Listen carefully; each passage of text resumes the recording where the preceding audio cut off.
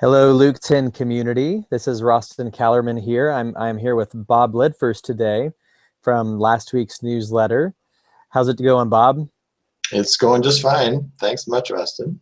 It's good to see you. It's I think 1:15 p.m. here in Texas. What time is it there over in Germany? It's 7:15 in the evening. All right, well that's not too bad. That's No. pretty good. Well, hey, so yeah, just to catch you up, so like I said, last week we published your letter to the Luke 10 community, your article to the Luke 10 community in our newsletter, and we asked for some questions from the community to check in with you about your work in various different regions of the world. Before we get into those questions, would you mind just talking about your work some? So where have you been? This is how often it seems like it's you and your wife that are doing this a lot. Is it always you and your wife, or is it sometimes just one or the other? What are your favorite places? Those kinds of things. Yeah. Well, it's usually my wife and I who do this the work with Church 101 courses and teaching the rhythms of attention. We have a house church here in Germany where we live. It's been going for maybe a year and a half or so. And then whenever we go to other countries, we present the whole concept to them. And we've had some seminars here where we've invited people to come to learn the rhythms of attention, both in our region here and also in Stuttgart, where we have a couple that works closely with us. Yeah. We've been in Germany for a long time, about 35 years, and been involved in traditional church planting and Bible school and ministry in primarily India and Uganda for quite a number of years also. Okay. So Germany, India, and Uganda. Where are you from originally then? From Minnesota. Minnesota. Okay. Well, the Midwestern accent's still present. Yeah. Okay. So the article that you sent us was, like I said, it was from your time in India. Tell us about the work that you've been doing in India. Okay. Well, in 1986, I met two Indian church planners, evangelists, at the Billy Graham Conference for Itinerant Evangelists in Amsterdam. And since then, I've been visiting them pretty regularly. Over the years, their ministries have developed further, and they both now have children's homes or orphanages that they run. One of them has a average size children's home of about 50 children, and the other one has a huge children's home that's essentially a children's village with about 1,500 children. And he has a school going all the way from kindergarten through high school. He has a vocational school and also a college there. Mm-hmm. And they both still do a lot of work with pastors and training them and working with them too. Okay. So in your work, you've been taking this concept, Church 101, Church of Two, to different places, India and Uganda, and in Germany, and you're still doing it.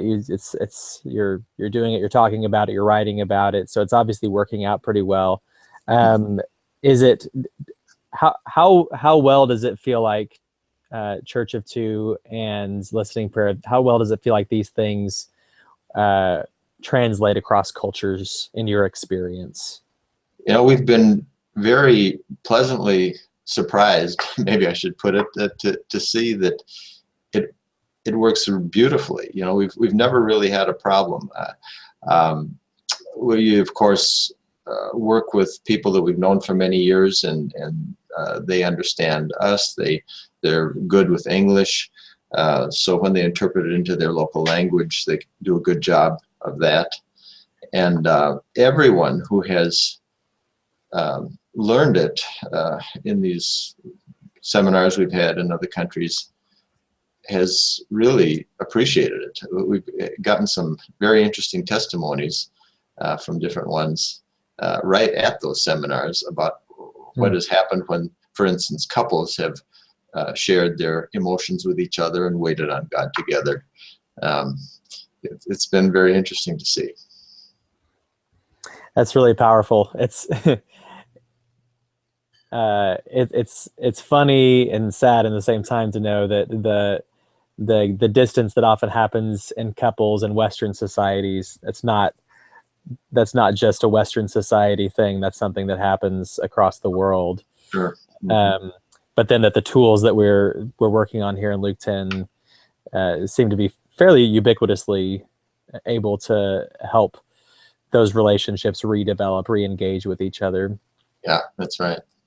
Has there been anything that's been specifically difficult when you've been trying to bring these rhythms to different cultures? Well, probably the most difficult thing is to find exact words for the sachet terms. I mean, some of them are very easy, others are not so easy, particularly the term of tender. So I usually try and explain that as empathy or feeling with someone, identifying with someone where they are, kind of explaining it generally that way. And then my interpreter can usually come up with a term that will fit it pretty well. That's really good. Something that I also wanted to, that I noticed, you talked about how you've been working for several years with the people who are doing your interpretation. Yeah. Is that right? Yeah, that's that almost makes it feel like, so one of the big ideas in Luke 10 is the idea of people of peace. And it seems like those folks are functioning as the people of peace in those contexts for you guys. Yeah. Yeah, the two Indian brothers, like I say, I've known them since 1986. My contact in Uganda, I've known since 1992. And I go to these countries either every year or every 2 years. So I've had a lot of contact with them. That's really good. So one of the questions, getting to the questions that we had in the Facebook group. So Phil Snow says that he has a friend in Uganda who is a native missionary who runs an orphanage of 30-some children, clothing, feeding, and making sure they get an education. He helps to care for about a dozen widows and about the same number of village pastors in the area. Do you have any ways of helping such brothers? Well, if this particular individual is in an area close to where I'm working, it'd be great to meet him sometime. He could come to a seminar that I'm holding somewhere, and we could share with one another in that way. I guess I'd have to know what part of Uganda he's from. That's a good point. I've worked in many areas in Uganda, but my contact there does not have contacts all over. He has a lot of contacts. He oversees a lot of churches, but a lot of it is in western, northern, and southern Uganda, probably not so much in the east. But if I could find out where this fellow's from, it might be possible to develop a relationship.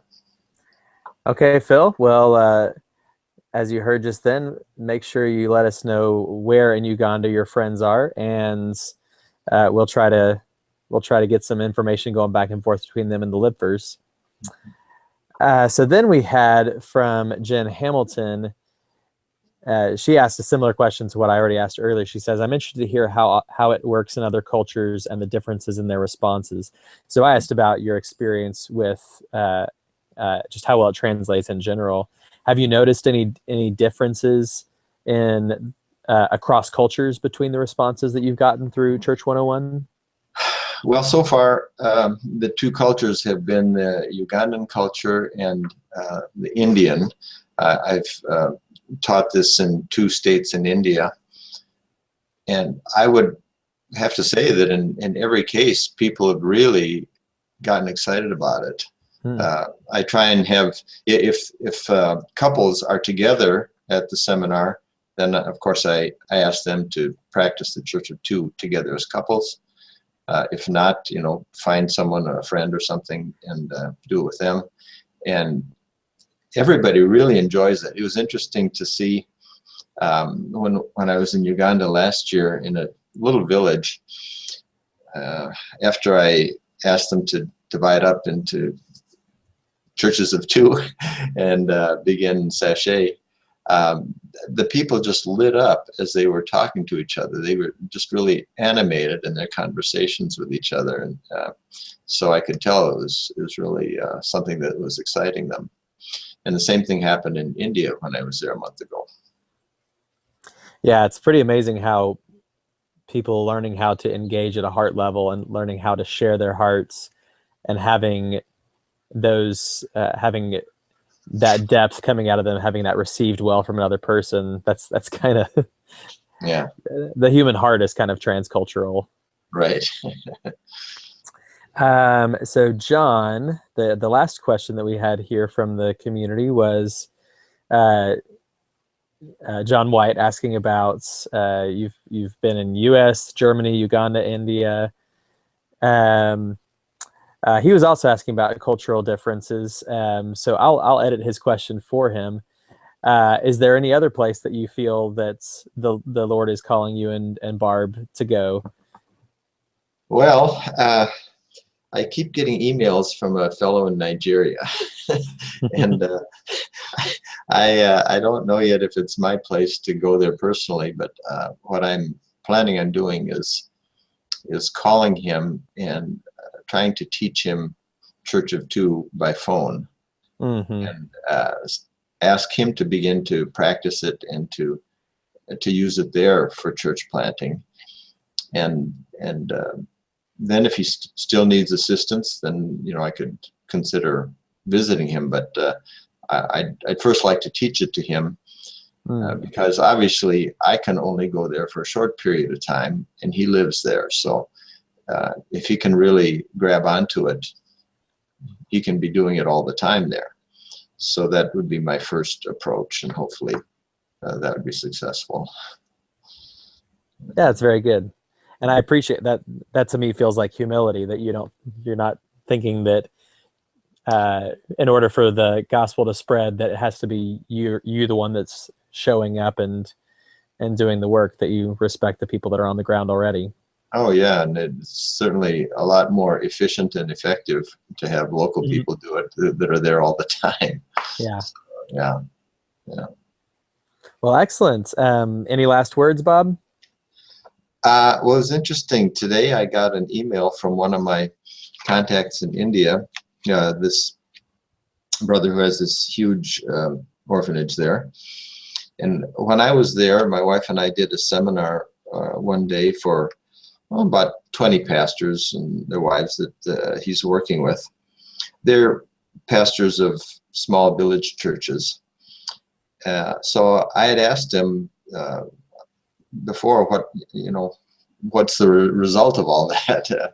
Are they still doing it or whatever? And he said the pastors are practicing the things they learned. They're excited about it, and they're excited about how the believers in their churches are responding. So evidently what they're doing, he says, after the praise and worship time in the service, they sit together in groups of two and practice the Church of Two.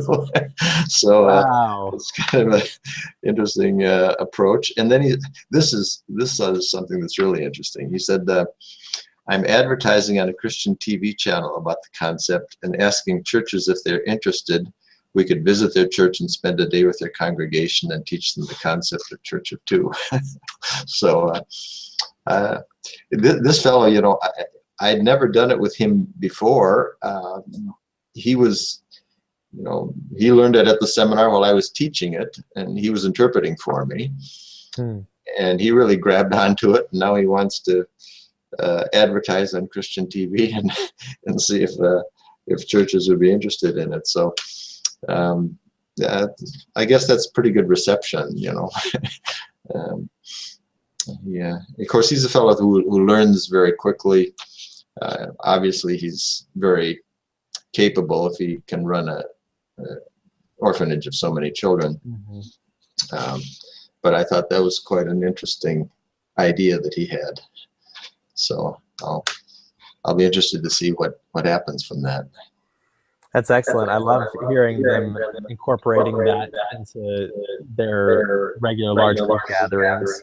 Yeah. Hmm. Well, of course, the Indian village churches are typically rather small anyway, but they could be 50 to maybe even 100 if it's a larger church. There are some churches that are a lot bigger than that too. Mhm.